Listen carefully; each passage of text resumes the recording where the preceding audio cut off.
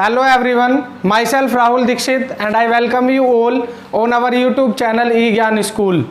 आज हम बात करेंगे 9th केमिस्ट्री के second chapter matter around us pure के बारे में। जनरली इस चैप्टर के अंदर हमें डिस्कस करना था कि कोई भी मैटर दो चीज़ों में एग्जिस्ट करता है, या तो वो प्योर होगा या वो इम्प्योर होगा। प्योर की अगर हम बात करें तो प्योर सब्सटेंसेस का क्लासिफिकेशन भी दो टाइप से हमने किया था कि प्योर सब्सटेंसेस या तो एलिमेंट की फॉर्म में एग्जिस्ट करते हैं या वो कंपाउंड्स की फॉर्म में। ठीक है, एलिमेंट्स का जो क्लासिफिकेशन है मेटल, नॉन मेटल और मेटलोइड्स वो हम डिस्कस कर चुके हैं।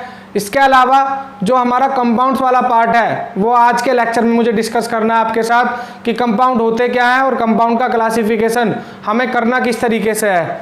ठीक है, तो बात करते हैं कंपाउंड्स के बारे में। देखिए, अगर कंपाउंड की बात करें तो कंपाउंड को आप इस तरीके से डिफाइन कर सकते हैं कि when two or more elements are combined to each other, है ना, in a fix ratio by mass. अगर दो या दो से ज़्यादा एलिमेंट कंबाइन हो फिक्स रेशो में मास के रेस्पेक्ट में तो उसे क्या बोलते हैं आप? कंपाउंड्स। ठीक, तो अगर आप कंपाउंड्स को डिफाइन करना चाहें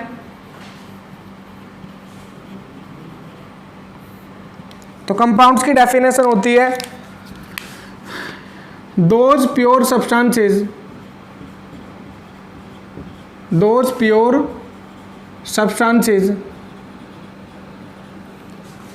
in which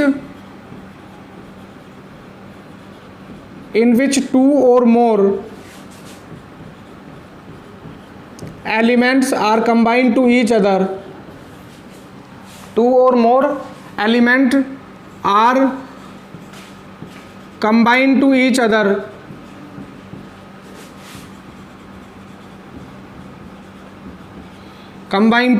other in a fixed ratio by mass। ठीक है, अगर दो या दो से ज्यादा एलिमेंट मास के रेस्पेक्ट में फिक्स रेशो में कंबाइन हो तो दैट इज कॉल्ड क्या? कंपाउंड। इसके अलावा अगर मैं इसके एग्जाम्पल की बात करूं तो H2O कंपाउंड है, ऐसे ही फेरस सल्फाइड FeS, तो इनमें इसके एलिमेंट का रेशो क्या होगा बाय मास, उसकी बात कर लेते हैं। तो अगर हम एक हाइड्रोजन की बात करें तो एक हाइड्रोजन का एटॉमिक मास कितना है? 1। दो हाइड्रोजन का कितना होगा? 2। और ऑक्सीजन का कितना होगा? 16। ठीक, तो रेशो यहाँ पर हाइड्रोजन का मास है 2, ऑक्सीजन का कितना है? 16। तो टोटल रेशो क्या हुआ? 1:8। ऐसे ही FeS में बात करें हम तो Fe का एटॉमिक मास 56 और सल्फर का होता है 32। इसे स्मॉल करना चाहें तो 8 से डिवाइड कर दें आप, तो यहाँ पर रेशो कितना है? 7/4 का। ठीक है, तो कंपाउंड में यही चीज, यही प्रॉपर्टी है कंपाउंड की कि उसके एलिमेंट का जो रेशो है वो क्या होता है? फिक्स होता है। अब बात करते हैं डिफरेंट टाइप्स के कंपाउंड की कि क्या क्या कंपाउंड हमारे पास हो सकते हैं।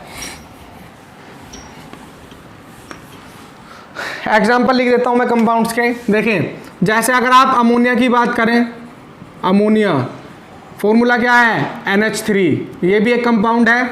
वाटर का आपने लिख ही लिया है H2O। इसके अलावा अगर हम सल्फ्यूरिक एसिड की बात करें,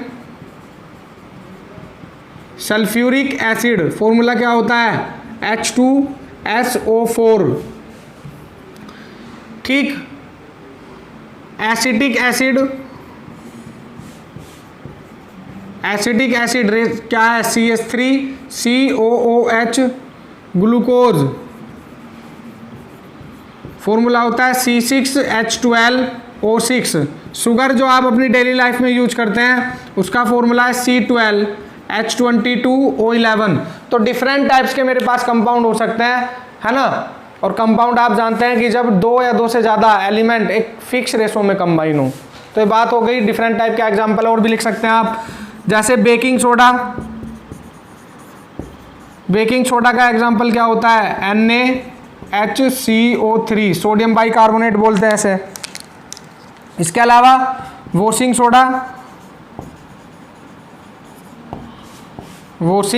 सोडा फॉर्मूला क्या होता है? Na2CO3 × 10H2। तो डिफरेंट टाइप्स के कंपाउंड्स के एग्जाम्पल हमारे पास हैं जिन्हें आप नोट कर सकते हैं। क्लियर। अब बात करेंगे कि आप कंपाउंड्स का क्लासिफिकेशन किस बेस पर करेंगे, कितने टाइप्स के कंपाउंड होते हैं, है ना, वो अब हमें बात करनी है। तो नेक्स्ट जो टॉपिक है मेरा वो ये है क्लासिफिकेशन ऑफ कंपाउंड्स। क्लियर। तो देखें क्लासिफिकेशन ऑफ कंपाउंड।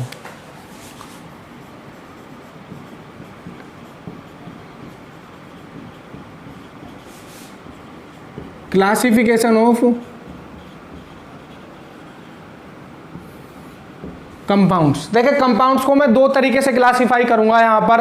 एक तो on the basis of origin, मतलब उनका ऑब्टेन्ड सोर्स कहाँ से है, और दूसरा उनकी बॉन्डिंग के बेस पर कि उनमें बॉन्ड किस टाइप का प्रेजेंट है। अगर आयनिक बॉन्ड है तो आयनिक कंपाउंड होंगे, अगर कोवेलेंट बॉन्ड है तो कोवेलेंट कंपाउंड होंगे। क्लियर।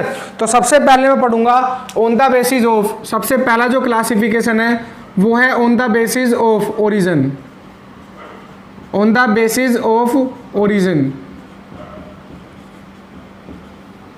और ओरिजिन के बेस पर जो कंपाउंड्स है वो दो टाइप के होते हैं, है ना। या तो वो कंपाउंड जो नेचुरली एग्जिस्ट करते हैं, मतलब प्लांट और एनिमल से ऑब्टेन्ड किए जाते हैं, उन कंपाउंड्स को क्या बोलता हूं मैं, ऑर्गेनिक कंपाउंड्स। ठीक है। इसके अलावा जो सिंथेटिकली प्रिपेयर किया जाता है या नॉन लिविंग थिंग से ऑब्टेन्ड किए जाते हैं, उन्हें क्या बोलते हैं, इनऑर्गेनिक कंपाउंड। तो सबसे पहले बात करेंगे यहाँ पर ओरिजिन के बेस पर दो टाइप के कंपाउंड है। पहला है मेरे पास ऑर्गेनिक कंपाउंड।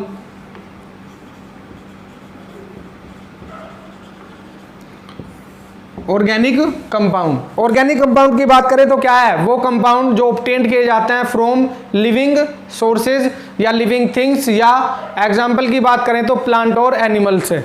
ठीक है। तो मैं लिख सकता हूं यहां पर those compound which are obtained from, those compound which are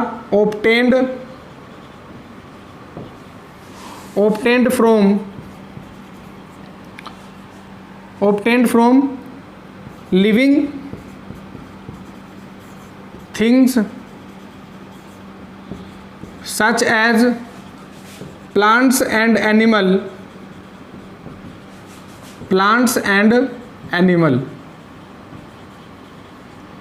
इन्हें क्या बोलते हैं आप, ऑर्गेनिक कंपाउंड। अगर मैं एग्जांपल की बात करूं, acidic acid CH3COOH organic compound है, CH4 और भी ऑर्गेनिक कंपाउंड्स के एग्जांपल हो सकता है। तो ये एक बात ध्यान रखना आप, जो कंपाउंड्स ऑब्टेन्ड किए जाते हैं फ्रॉम लिविंग थिंग्स या प्लांट और एनिमल से, उन्हें क्या बोलते हैं आप, ऑर्गेनिक कंपाउंड्स बोलते हैं। इसके बाद अगर मैं बात करूं इनऑर्गेनिक कंपाउंड्स की,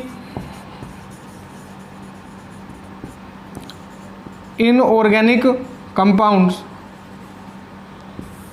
देखिए इनऑर्गेनिक कंपाउंड्स कौन से होते हैं, वो कंपाउंड जो सिंथेटिकली प्रिपेयर किए जाते हैं या नॉन लिविंग थिंग से ऑब्टेन किए जाते हैं, उन्हें क्या बोलते हैं आप, इनऑर्गेनिक कंपाउंड्स बोला जाता है। तो क्या लिख सकते हैं आप कि those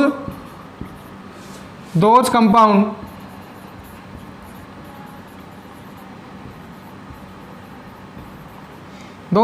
which are obtained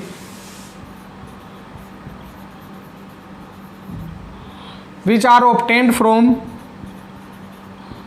non-living things or can be prepared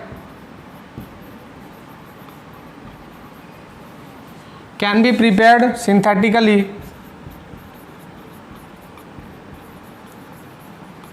उन्हें क्या बोलते हैं आप, इनऑर्गेनिक कंपाउंड्स बोला जाता है। एग्जाम्पल क्या है इनऑर्गेनिक कंपाउंड के, उसे भी देखते हैं। तो एग्जाम्पल लिखते हैं यहाँ पर, जैसे HNO3 nitric acid inorganic acid है, HCl H2SO4 सभी क्या है, ये इनऑर्गेनिक कंपाउंड्स हैं। बात समझ में आ गई आपको। तो कंपाउंड्स दो टाइप के होते हैं, एक इनऑर्गेनिक कंपाउंड और दूसरे क्या होते हैं, ऑर्गेनिक। किसके बेसिस पर, on the basis of origin, मतलब उन्हें कहाँ से ऑब्टेन किया जाता है। ये तो बात हो गई on the basis of origin. अब अगर मैं बात करूं यहाँ पर इसके सेकंड क्लासिफिकेशन की, तो सेकंड क्लासिफिकेशन क्या है, on the basis of bonding. On the basis of bonding. तो देखें सेकंड क्लासिफिकेशन है on the basis of bonding. Bonding के बेसिस पर मेरे कंपाउंड दो टाइप के हैं। अगर आयनिक बॉन्ड बनता है कहीं तो वो क्या है, आयनिक कंपाउंड है। अगर कहीं कोवेलेंट बॉन्ड बनता है तो वो कोवेलेंट कंपाउंड है। आप कैसे पहचानेंगे कि कहाँ आयनिक बॉन्ड है और कहाँ कोवेलेंट बॉन्ड है? अगर आपको बॉन्डिंग समझनी है या टाइप्स ऑफ बॉन्ड समझना है तो आप 10th केमिस्ट्री की प्लेलिस्ट में जाके टाइप्स ऑफ बॉन्डिंग को के लेक्चर को देख सकते हैं। ठीक, तो फिर भी मैं आपको एक पहचान बता देता हूं। यदि मेटल और नॉन मेटल आपस में कंबाइन होते हैं तो इलेक्ट्रॉन का ट्रांसफर होता है और इलेक्ट्रॉन के ट्रांसफर के थ्रू जो बॉन्ड बनता है that is called ionic bond. और जिन कंपाउंड्स में आयनिक बॉन्ड प्रेजेंट रहता है उन कंपाउंड्स को क्या बोलते हैं हम? Ionic compound. तो on the basis of bonding दो टाइप के होते हैं मेरे। पहला आयनिक कंपाउंड,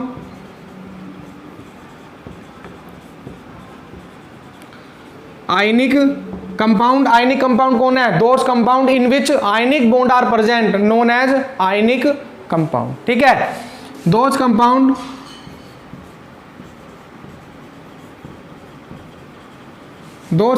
इन विच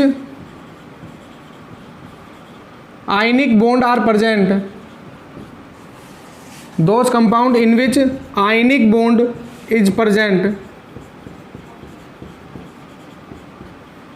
उन्हें क्या कहते हैं हम? Ionic compound. अब आयनिक बॉन्ड का कैसे पता करेंगे आप? मैंने क्या कहा, अगर मेटल और नॉन मेटल आपस में कंबाइन हुए हैं तो उनके बीच बनता है ionic bond through the transfer of electron. जैसे मैं लिख देता हूं, when metal and non metal are combine, when metal and non metals are combine, when metal and non-metal are combined then ionic bond is formed। और जहाँ ionic bond होगा वहाँ compound कौन से होंगे? Ionic compound. जैसे एग्जांपल की बात करूँ मैं, NaCl, Na मेटल है, Cl क्या है? नॉन मेटल है ना। Na2O, Na metal, oxygen non metal, MgCl2, Mg metal, Cl non metal.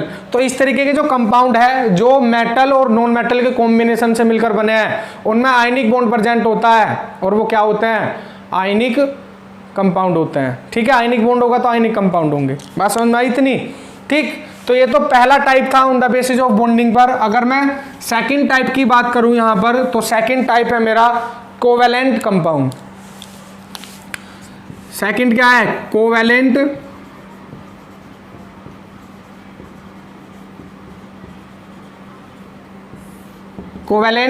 Compound. Covalent compound क्या होते हैं? वो कंपाउंड जिनके अंदर कोवेलेंट बॉन्ड प्रेजेंट हो उन्हें क्या बोला जाता है? कोवेलेंट कंपाउंड बोला जाता है। ठीक है, तो क्या लिख सकता हूं मैं? Those compound in which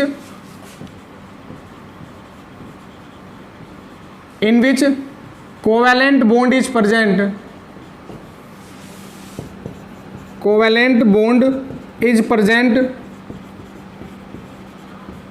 are known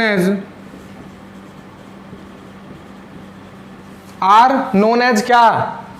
बोलो, covalent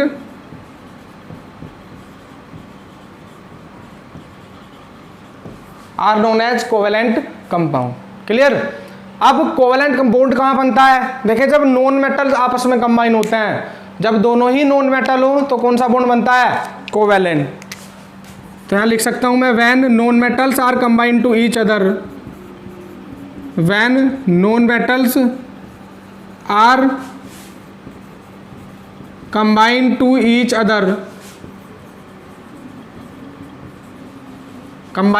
other, then covalent bond is formed, then covalent bond is, तब कौन सा बॉन्ड बनता है? तब बनता है मेरा covalent bond.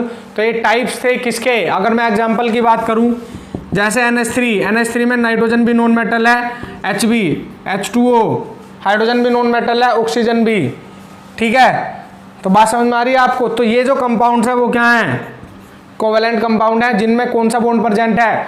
Covalent bond present है। बोलो, तो ये थे टाइप्स कोवेलेंट कंपाउंड्स की। डेफिनेशन क्या है, डिफाइन किस तरीके से करेंगे, क्लासिफिकेशन ऑफ कंपाउंड कैसे करेंगे, वो मैंने डिस्कस कर लिया है। अब आज की लास्ट टॉपिक डिस्कस करने वाला हूं मैं आपके साथ, प्रॉपर्टीज ऑफ कंपाउंड की, कंपाउंड की क्या क्या प्रॉपर्टीज होती हैं।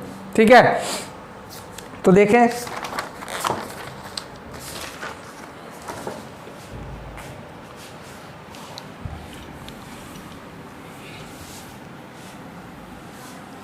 तो जो नेक्स्ट टॉपिक है मेरा वो क्या है, properties of compound. Properties of compound. देखिए सबसे पहली प्रॉपर्टी तो ये है कि जो कंपाउंड्स हैं वे एक प्योर सब्सटेंसेस हैं, पहली बात है ना। पहली बात क्या लिख सकता हूं, they are pure substances.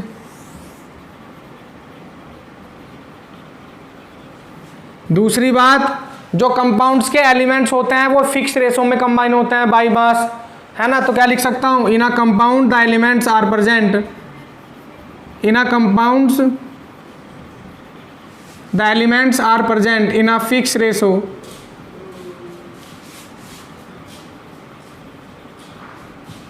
Present in a fixed ratio. ये दूसरी प्रॉपर्टी हुई, ठीक है। तीसरी प्रॉपर्टी ये है कि जो कंपाउंड्स होते हैं वो नेचर में कैसे होते हैं, होमोजीनियस। होमोजीनियस का मतलब क्या है कि through out the compound composition कैसी हो, सेम। अगर मैं आपसे कहने लगूं कि वाटर मॉलिक्यूल है तो क्या वाटर मॉलिक्यूल में आप H2 और O2 को अलग कर सकते हैं? H2 हाइड्रोजन गैस और वाटर ऑक्सीजन गैस आपको अलग दिखाई देती है वाटर के अंदर? नहीं दिखाई देती ना। इसका मतलब क्या है कि H2O के अंदर जो हाइड्रोजन और ऑक्सीजन है उसकी through out the compound composition क्या है, सेम। इस बात का मतलब क्या है कि जो कंपाउंड्स है वो कैसे होते हैं, नेचर में होमोजीनियस होते हैं। तो थर्ड प्रॉपर्टी है मेरी, they are homogeneous. They are homogeneous in nature. They are homogeneous in nature. Clear. इसके अलावा अगर मैं फोर्थ प्रॉपर्टी की बात करूं तो फोर्थ प्रॉपर्टी ये है कि जो कंपाउंड्स होते हैं मेरे, कंपाउंड्स जिन एलिमेंट से मिलकर बना हुआ है, कंपाउंड की प्रॉपर्टी उन एलिमेंट से क्या होती है, डिफरेंट होती है। तो नेक्स्ट क्या है, the properties of compound. The properties of compound is different from the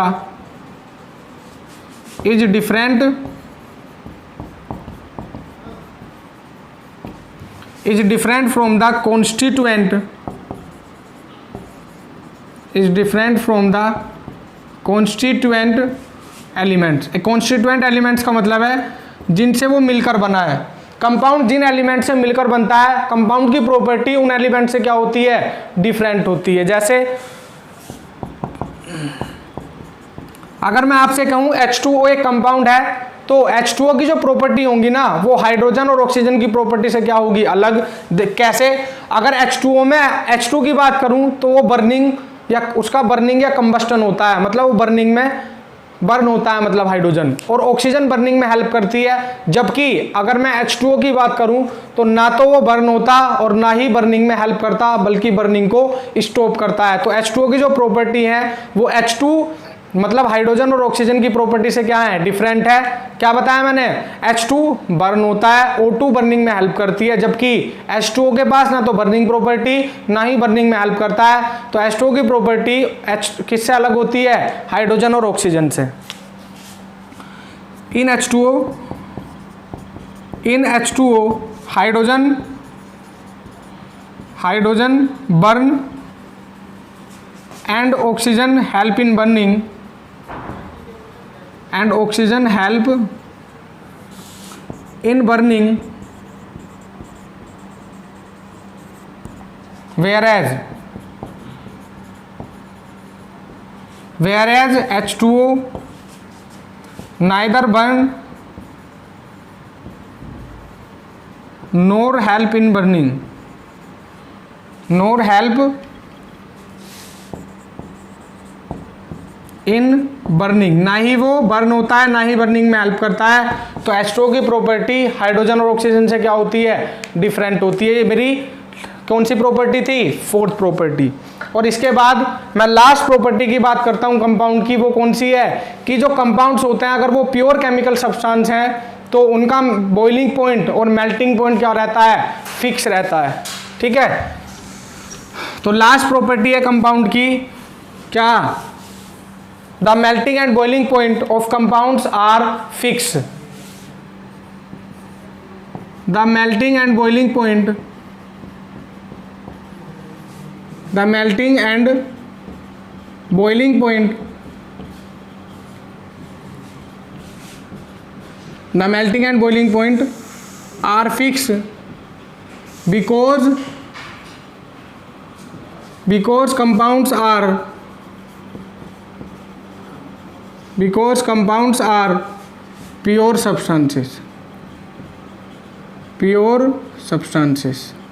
जैसे हम प्योर वाटर की बात करें तो प्योर वाटर का बॉइलिंग पॉइंट कितना होता है 100 डिग्री सेल्सियस फिक्स है अगर वो प्योर वाटर है। इम्प्योर हो जाए तो चीज़ें चेंज हो जाएंगी, है ना। तो अगर मैं बात करूं यहाँ पर boiling point of pure water, boiling point of pure water is 100 degree Celsius, 100 degree Celsius. तो ये मेरी किसकी कहानी थी? ये कहानी थी आज के लेक्चर में कि कंपाउंड क्या है, कंपाउंड का क्लासिफिकेशन कैसे कर सकते हैं और कंपाउंड की क्या क्या प्रॉपर्टीज हो सकती हैं जो उसकी इंपॉर्टेंट प्रॉपर्टी थी। ठीक है, तो ये प्योर सब्सटेंसेस का जो क्लासिफिकेशन था वो कंप्लीट हुआ। अब जो नेक्स्ट लेक्चर होगा उसमें हम बात करेंगे मिक्सचर के बारे में कि मिक्सचर कितने टाइप के होते हैं, होमोजीनियस मिक्सचर क्या है, हेट्रोजीनियस मिक्सचर क्या है, सारी चीज़ें डिस्कस करेंगे। तो आज का लेक्चर मैं स्टॉप करता हूँ और आप लोगों से एक बात शेयर करना चाहता हूँ कि यदि आप लोगों को हमारा प्रोग्राम अच्छा लग रहा है तो आप हमारे वीडियोस को अपने फ्रेंड्स को शेयर करें। ठीक है, अपने फ्रेंड्स से सब्सक्राइब कराएं, लाइक कराएं और बेल आइकन प्रेस कर लें जिससे नई वीडियोस के नोटिफिकेशन आपको आसानी से मिल जाए। ठीक है, तो लेक्चर को मैं स्टॉप करता हूँ। Thank you and have a nice day.